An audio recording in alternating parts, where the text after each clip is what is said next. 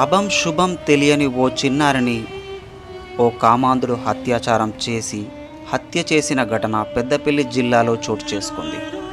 వివరాల్లోకి వెళితే పెద్దపల్లి జిల్లా సుల్తానాబాద్ మండలం కాట్నాపల్లి వద్ద ఓ రైస్ మిల్లులో కార్మికులుగా పనిచేస్తున్న ఆసిఫాబాద్ జిల్లా దాయిగాం గ్రామానికి చెందిన మహేష్ కుటుంబంలోని చిన్నారి సహస్రను ఉత్తరప్రదేశ్కు చెందిన బలరాం అనే యువకుడు రాత్రి సమయంలో అత్యాచారం చేసి హత్య చేశాడు.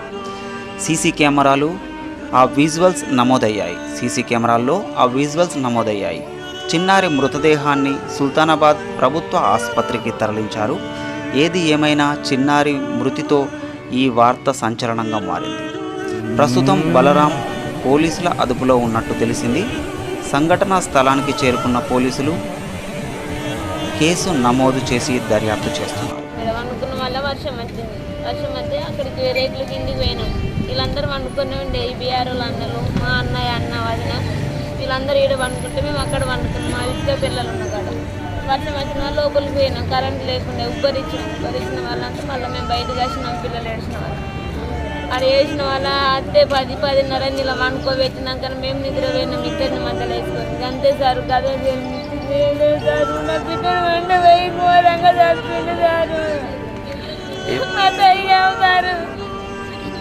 ఏం పేరు పాప పేరు?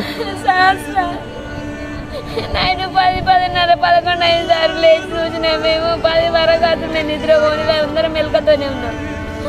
పోలీసులు రాలేదమ్మా మరి? 11 అవుతుండే అంతే. ఇట్లా మాకు నిద్ర పట్టింది. లేచి చూసే వరకు మా పాప లేదు. అటు ముందు నుండి వచ్చిన బ్యాక్ సైడ్ వంటలేదు. ఇద్దరు పాపలు. ఆ పాపకి 6 సంవత్సరాలు ఉంటాయి. ఈ పాపకి ఎన్ని సంవత్సరాలు అవుతుంది? మేము వచ్చి నెల అవుతుంది కదా. అంటే ఎవరు చూడలేదమ్మా తీసుకుపోయేటప్పుడు?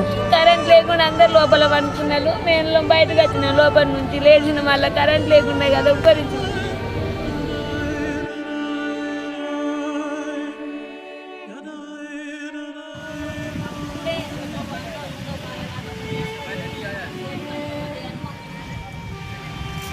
मेरे को भी सर खबर हो तो मैं भी आया वही देखने के लिए आए सर। मतलब